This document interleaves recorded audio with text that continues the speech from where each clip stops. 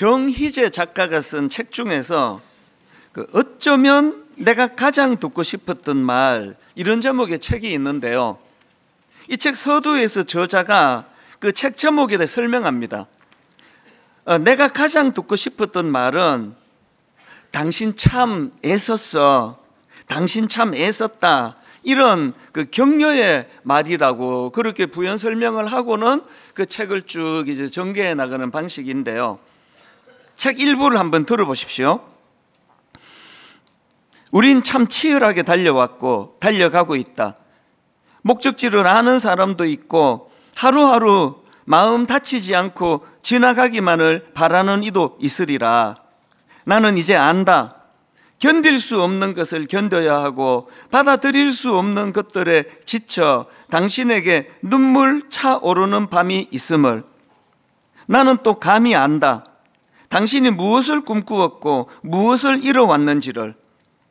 당신의 흔들리는 그림자에 내 그림자가 겹쳐졌기에 절로 헤아려졌다. 입에서 단내가 나도록 뛰어갔지만 끝내 가버리던 버스처럼 늘 한 발짝 차이로 우리를 비껴가던 희망들.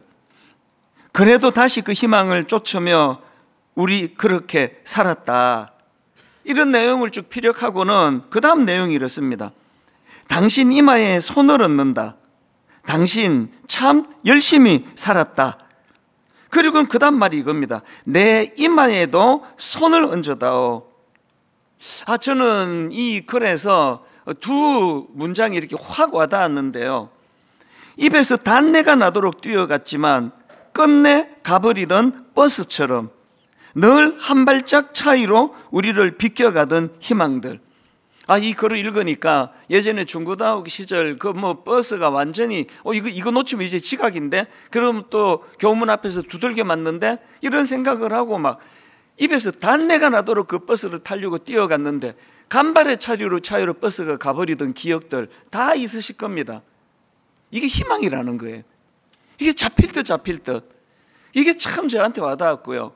그런가 하면은 또 당신 이마에 손을 얹는다. 이 손을 얹는 이 행위는요, 그 위로해주는 그 메시지를 그렇게 표현한 것 같아요. 당신 이마에 손을 얹는다. 당신 참 열심히 살았다. 그 다음 한마디, 내 이마에도 손을 얹어다오. 전 이 글을 읽는데요, 이 땅에 수많은 부모님들이 생각이 났습니다. 사실 이 철없을 때 이 자식은요, 부모는 위로가 필요 없는 존재인 줄 알아요. 사실 나이가 많이 들고도 그 생각에서 잘 못 벗어나는 게 사실이에요. 지난주에 저희 어머니 돌아가신 지 1주기가 돼서 가족이 함께 예배를 드리는데 제 마음에 그런 생각이 들더라고요. 저에게 어머니는 내가 위로가 필요할 때만 찾았던 그런 존재가 아니었을까? 나이 들고 문득문득 우리 부모님도 위로가 많이 필요하셨겠구나, 그런 생각을 안 한 건 아니지만, 그러나 사실은 제가 위로가 필요할 때, 제가 도움이 필요할 때, 그때 주로 그 참 부모님을 찾는 게 이게 우리 인생 아닙니까? 그런가 하면은 이 글을 읽는데 우리 순장님도 생각이 또 나더라고요. 지난 한 해 동안 참 열심히 지치고 힘든 순원들 연락하고, 어떤 분은 반찬을 해주고 어떤 분은 눈물로 그를 위해 기도해 주면서 당신 이마에 손을 얹는다. 그리고 참 우리 순원들 힘내시라고 그런 일을 1년 내내 했던 순장님이지만, 그러나 여러분 한 문장이 더 붙잖아요. 내 이마에도 손을 얹어다오. 이게 순장님이신 것 같아요. 또 그런가 하면 우리 교역자들이요. 저는 우리 젊은 교역자들 지난 1년 내내 지친 성도님들을 찾아 늘 위로해주고 격려해주고 그런 일들을 해왔던 우리 젊은 교역자들이지만, 그 젊은 목사님들 끝에 한마디, 내 이마에도 손을 얹어다오. 그들도 위로가 필요한 사람들이거든요. 이 책에 나오는 한 대목만 더 읽어드릴게요. 견딜 수 없는 것들을 견뎌야 하고 받아들일 수 없는 것들 때문에 슬펐던 그때, 한없이 외롭던 순간을 버티게 해준 힘은 무엇이었을까?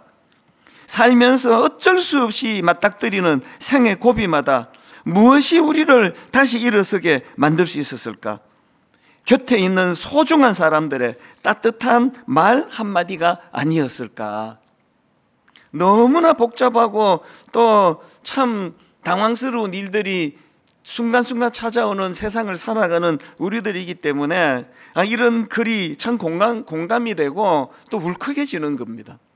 떠올려지는 성경의 인물이 있는데 시므온이라는 인물이에요. 누가복음 2장 25절입니다. 예루살렘에 시므온이라 하는 사람이 있으니 이 사람은 의롭고 경건하여 이스라엘의 위로를 기다리는 자라. 성령이 그 위에 계시더라. 이 시므온이 살던 그 시대도요, 오늘 우리 시대 이상으로 너무나 험난하고 힘든, 그래서 참 백성들이 지쳐 떨어지던 그런 시대였습니다. 왜냐하니까 시므온이 살던 그 시대는 로마의 식민지로 그렇게 신음하던 시대였고요, 그 로마에 의해 세워진 악한 헤롯 왕의 실정으로 자기 동족이 고통당하던 그런 때였습니다. 게다가 400년 암흑기라고 들어보셨나요? 하나님의 말씀이 임하지 않던 그 암흑기 혹은 침묵기라고도 말하는 그 긴 세월 동안 하나님의 침묵이 이어지던 그런 시대이다 보니까 온 이스라엘이 영적으로 침체하고 병들어 있던 그런 때였습니다. 이런 상황을 살아가다 보니 수많은 백성들이 고통 중에 있었고, 그 중에 한 사람이었던 시므온도 오늘 본문에 보니까 하나님의 위로를 기다리고 있었다, 그렇게 기록을 하고 있거든요. 제가 이런 내용을 담고 있는 본문 말씀을 묵상하다가 오늘 본문에 나오는 이 시므온이라는 이분에게 참 많은 걸 배웠습니다. 어떤 걸 배웠냐 하니까요, 자, 누가복음 2장 25절을 보십시오. 예루살렘에 시므온이라 하는 사람이 있으니 이 사람은 의롭고 경건하여 이스라엘의 위로를 기다리는 자라. 뭘 배웠습니까? 저는 이 시므온이 자기가 가진 의로움과 경건을 메시아를 기다리는 그 갈망으로 연결하고 있다는 거예요. 예수 믿는 우리가 추구하는 의로움이나 예수 믿는 우리가 추구하는 경건은요, 나 자신의 선함을 드러내는 게 아니에요. 우리가 경건하다면, 우리가 의롭다면 그 에너지를 오실 메시아, 이 시므온은 초림 예수, 오실 메시아를 기다렸다면 우리는 재림하는 메시아예요. 다시 오실 메시아를 기다리는 것, 우리의 믿음은 항상 이것으로 연결이 돼야 된다는 것입니다. 그런가 하면은 이 시므온에게 배울 게 하나 더 있는데요, 25절을 다시 한번 보십시오. 예루살렘에 시므온이라는 사람이 있으니 이 사람은 의롭고 경건하여, 그 다음 보세요, 이스라엘의 위로를 기다리는 자라. 이게 굉장히 중요한 의미로 다가왔습니다. 아니 나만 위로받으면 되지, 아니 사람이 얼마나 많은지 무슨 상관이야, 나만 위로받으면 되지. 이게 초보 신자들의 모습이라고 한다면요, 믿음이 깊어갈수록 우리들이 위로를 받는 거예요. 내가 위로받는 것도 좋지만 그 집사님도 위로가 필요한데, 그 어려움을 당한 그 권사님, 저분도 위로를 받아야 돼. 그래서 나의 위로를 기다리는 게 아니라 이스라엘의 위로를 기다렸다. 이 표현이 참 와닿았습니다. 여러분, 속으로 다락방에 나가셔야 돼요. 다락방에 나가셔야 되는 이유는요, 다락방에 가면은 사람들이 나만 주목해주고 나만 위로해주고 그래서가 아니에요. 다락방 나가보세요. 나만 힘든 줄 알았더니요, 모두 다 힘든 거예요. 이게 나만 힘든 게 아니었구나, 모두가 다 힘든 그런 삶을 사시는구나. 그래서 다락방에서 좀 성숙해지면요, 처음에는 나만 위로받으려고 하는데 이상한 사람이 껴가지고 저 사람 싫어 이랬던 사람이 이제는 그들을 위로해 주기 시작하는 거예요. 이게 다락방에서 이제 순장님들이 하시는 일들 아니겠습니까? 그런가 하면 또 한 가지 시므온을 통해서 배울 게 있는데요, 자, 25절을 다시 한 번만 더 보십시오. 예루살렘에 시므온이라는 사람이 있으니 이 사람은 의롭고 경건하여 이스라엘의 위로를 기다리는 자라. 그 다음에 성령이 그 위에 계시더라. 여러분, 이 시므온과 관련된 내용을 기록하고 있는 본문에서 가장 많이 등장하는 단어가 성령이에요. 그 다음 26절도 보십시오. 그가 주의 그리스도를 보기 전에는 죽지 아니하리라는 성령의 지시를 받았더니, 27절, 성령의 감동으로 성전에 들어가매 마침 부모가 율법대로 관례대로 행하고자 하여 그 아기 예수를 데리고 오는지라. 다시 한번 여러분 주님 이름으로 위로해 드리고 싶어요. 여러분 지난 한 해 동안 참 수고하셨습니다. 애 많이 쓰셨습니다. 그 가정을 지키고자 하는 그 책임감 때문에 힘에 겹도록 달려오신 우리 가장들 정말 존경하고요, 너무 애쓰셨습니다. 그리고 우리 어머니들, 전업주부들, 한 가정에서 가정을 지키고 자녀를 돌보는 일이 어떤 직장보다도 힘들고 어렵다는 거 제가 잘 알거든요. 주님 이름으로 위로를 드립니다. 너무 수고하셨습니다. 그래서 저는 오늘 이 피로사회라고 명명하는 이런 시대에 너무나 피곤하고 지치고 어려운 여러분들에게 무엇보다도 성령님께서 잘 깨우쳐 주시기를 원하는데요, 현대인의 성경입니다.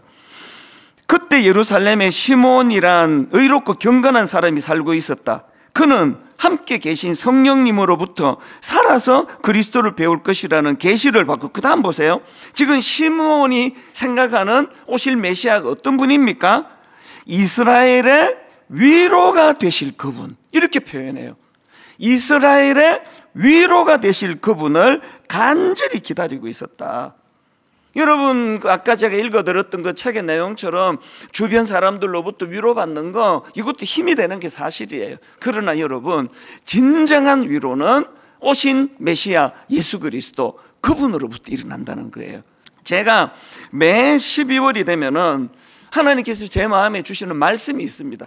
매년 예외 없이 주세요. 그 말씀이 바로 이사야 40장 1절입니다.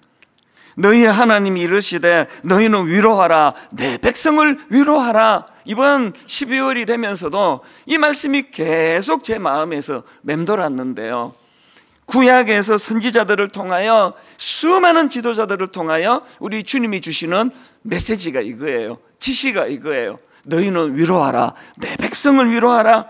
그래서 저는 12월 동안, 지난 1년 동안의 저의 목회를 돌아보면서 반성하기도 하고, 어떨 때는 막 꿈도 꾸어요. 내가 이 역할을 제대로 잘 감당했나? 어려운 일을 당한 우리 성도님들을 내가 정말 잘 위로하는 일을 했나? 이런 것들을 돌아보게 되는데요, 그러면 뭐 어떻게 하는 게 내 백성을 위로하는 겁니까? 1절에서 너희는 위로하라, 내 백성을 위로하라, 이런 부담을 안겨주신, 또 지시를 내리신 하나님께서 5절에 가니까 이런 말씀을 주세요. 여호와의 영광이 나타나고 모든 육체가 그것을 함께 보리라. 여러분, 여기 나오는 여호와의 영광이 나타나고 모든 육체가 그것을 함께 보리라, 이 말씀은요, 그 구약의 수많은 백성들이 어렵고 힘든 상 가운데 오실 메시아, 그분을 기다리고 그분을 소망하는 마음, 이것이 이루어질 것이다. 그리고 이것이 바로 위로이다. 그런 말씀 아니겠습니까? 이 땅에 오실 예수 그리스도, 재림하실 그분이야말로 임마누엘 되셔서 진정한 우리의 위로자가 되신다. 이걸 기억하시는 거예요. 성경에 나와 있는 모든 기록들은요, 옛날에 있었던 일을 보관하기 위한 차원으로 기록한 게 아니라, 성경에 나오는 이 모든 예수님이 하신 일들은요, 오늘 우리 시대에도 그대로 일어날 것들이기 때문에 이럴 때 너희들을 위로하시는 그 주님을 기억해야 된다, 이런 차원으로 그렇게 기록한 게, 그게 사복음서입니다. 예를 들어 볼까요? 여러분, 요한복음 5장에 보면은 베데스다 연못가가 나오잖아요. 물 이동할 때 가장 먼저 물로 뛰어드는 그 한 사람이 고침을 받는다는 그런 소문을 전해들은 모든 이런저런 연약한 자들이 다 모여들었는데요, 이걸 여기다 왜 기록했을까요? 오늘 여러분이 겪고 있는 그 직장이, 오늘 여러분이 살아가고 있는 이 세상이, 이게 바로 베데스다 연못가라는 거예요.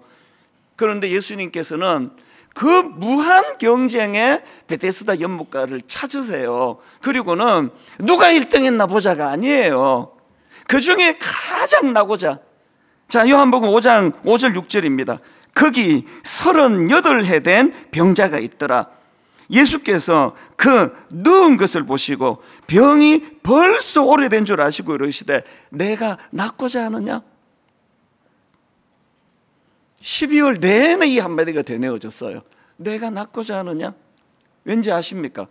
우리 교회에 지금 병이 오래돼서 가정의 자녀가 그렇게 기도를 하는데도 정신을 차리지 못하는 일이 계속되어서 이혼을 앞두고 있어서 이혼을 해버린 가정, 수많은 성도들이 있어서 이제는 자포자기하고 낙심하고 포기하고 있는 성도들이 많은 걸 알기 때문에 그들에게 들려주고 싶었어요.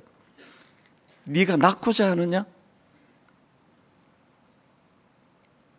예수님이 안 계시는데 배를 타고 가다가 태풍을 만나서 극심한 풍랑으로 죽어가던 그 제자들에게 주님이 나타나셔서는요, 그들의 그 풍랑, 괴롭히는 풍랑을 잠잠케 하신 건 물론이고요, 그러기 전에 먼저 급하게 하신 말씀이 이거예요. 안심해라. 내니 두려워 말라. 내가 왔어. 이제 걱정하지 마. 이걸 여기다 왜 기록했다고요? 여러분 삶의 현장에서 주님이 주시고자 하시는 그 메시지, 그 목소리가 여기에 담겨 있기 때문입니다. 지난 한 해 동안 이렇게 힘들고 저렇게 힘들고, 아까 제가 맨 서두에서 읽어드렸던 것처럼 참 입에서 단내가 나도록 뛰어갔지만 끝내 가버리던 버스처럼 늘 한 발짝 차이로 우리를 비껴가던 희망들, 이런 표현들처럼 그렇게 낙심해 있는 성도님들이 있다면 오늘 주님은 여러분을 찾아가셔서 말씀하세요. 안심하라. 내니 두려워 말라. 그리고 또 이 말씀을 주십니다. 네가 여전히 낫기를 희망하느냐? 너에게 희망이 남아있느냐? 그거 붙들어야 된다. 그래서 지난 한 해 동안 여러분의 그 수고, 참 애쓰는 그 애씀, 때로는 손에 잡히는 게 없네, 이런 여러분들을 우리 주님께서 위로해 주실 줄로 믿습니다. 매 예배 때마다 이 주님의 위로. 그래서 마태복음 11장 28절, 수고하고 무거운 짐진 자들아 다 내게로 오라. 내가 너희를 쉬게 하리라. 자, 25절을 보십시오. 예루살렘에 시몬이라는 사람이 있으니 이 사람은 경건하여 이스라엘의 위로를 기다리는 자라. 성령이 그 위에 계시더라. 26절 중요하니까 같이 읽어보십니다. 그가 주의 그리스도를 보기 전에는 죽지 아니하리라는 성령의 지시를 받았더니, 지금 놀라운 말씀이 저는 26절이라 생각하는데요, 그가 주의 그리스도를 보기 전에는 죽지 아니하리라는 성령의 지시를 받았다는, 이게 어떤 의미인가 하면은요, 예전에 제가 그 책 한 권을 소개해 드렸잖아요. 빅터 프랭클의 죽음의 수용소에서 이 책을 소개해 드린 적이 있는데, 저자가 정신의학자예요. 그런데 정신의학자인 빅터 프랭클 박사가 나치의 강제 수용소에 끌려갑니다. 그리고는 거기에서 절망적인 고통, 극단적인 죽음의 공포, 두려움을 경험하거든요.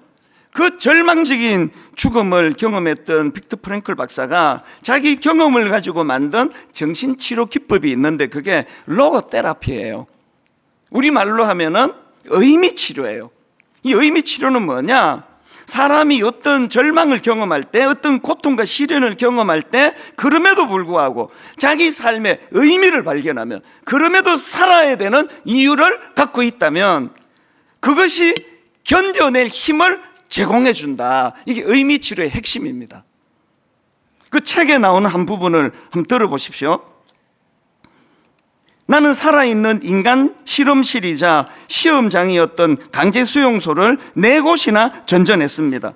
거기서 어떤 사람은 성자처럼 행동할 때, 또 다른 사람은 돼지처럼 행동하는 것을 보았죠.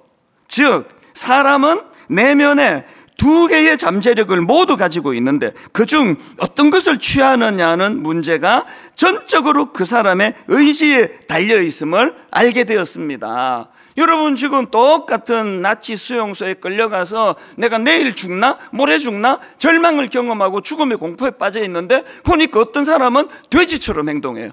이제 뭐 죽을 건데 내가 뭐 인간의 존엄성을 잃는 막 사는 거예요. 그런데 똑같은 상황인데 어떤 사람은 선비처럼, 성자처럼 그렇게 사는 거예요. 이 차이를 아시겠습니까? 이게 로고테라피에서 말하는 의미 치료의 핵심이에요. 똑같은 절망을 경험하지만 거기에 자기 삶에 의미를 부여하는 사람. 그래서 예전에 제가 이 빅터 프랭클 박사가 그 나치 수용소의 죽음의 공포와 싸우기 위하여 어디서 그 깨진 유리 조각을 구해가지고 매일 아침마다 피가 터지도록 면도를 했다는 그게 너무나 뭉클했던 기억이 나요. 왜 깨진 유리 조각으로 살점이 막 그냥 찢기는 아픔을 겪으면서도 매일 피가 나도록 면도를 하느냐 하면, 이분은 그 상황이 절대로 내 삶의 의지를 꺾지 못하도록 하기 위하여 나는 살아야 할 이유가 있다. 그래서 이분이 수많은 사람에게 영향을 미치는 그런 이런 그 의미 치료라고 하는 이런 놀라운 걸 만들어낸 거 아닙니까?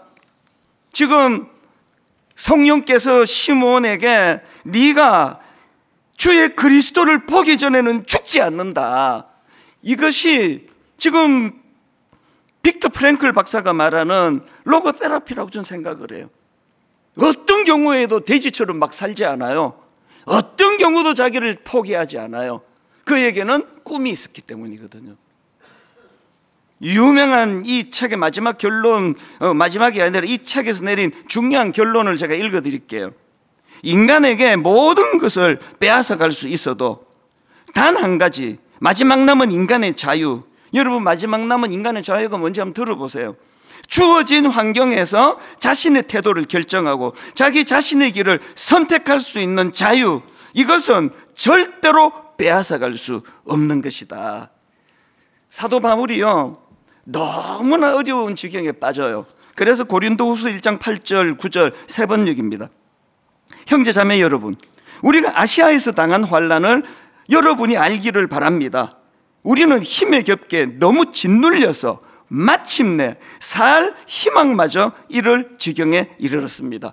자꾸 예수 믿으면 부자 되고, 예수 믿으면 복 받고, 예수 믿으면 병도 안 걸리고, 예수 믿으면 병도 금방 낫고, 이런 소리 하는 분들은요, 지금 이 사도 바울을 보세요. 예수 믿어서 부자 되기 때문에 그것이 가치 있는 게 아니라, 지금 사도 바울은 마침내 살 희망마저 이를 지경에 이르렀습니다. 이런 상황에 빠졌을 때 자기 삶에 어떤 의미를 부여하는지 그 다음 한번 들어보세요. 그렇게 된 것은 우리 자신을 의지하지 않고 죽은 사람을 살리시는 하나님을 의지하게 하기 위함이었습니다. 그리고 10절, 하나님께서는 이렇게 위험한 죽음의 고비에서 우리를 건져주셨고 지금도 건져주십니다. 또 앞으로도 건져주시리라는 희망을 우리는 하나님께 두었습니다. 이게 아까 말했던 의미치료의 그 핵심 아닙니까? 우리 인생은 둘로 나누어져요. 역사도 둘로 나누어져요. BC와 AD예요.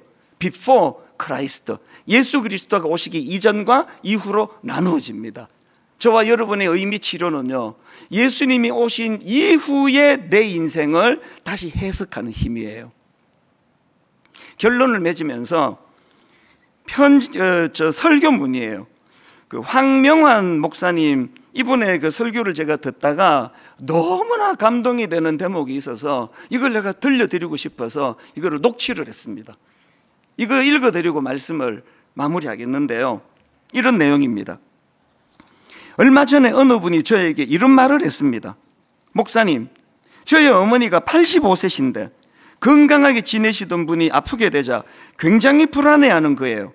신앙이 좋은 분인데도 갑작스럽게 다가오는 아픔과 죽음의 공포 때문인지 어쩔 줄을 몰라 하셨습니다.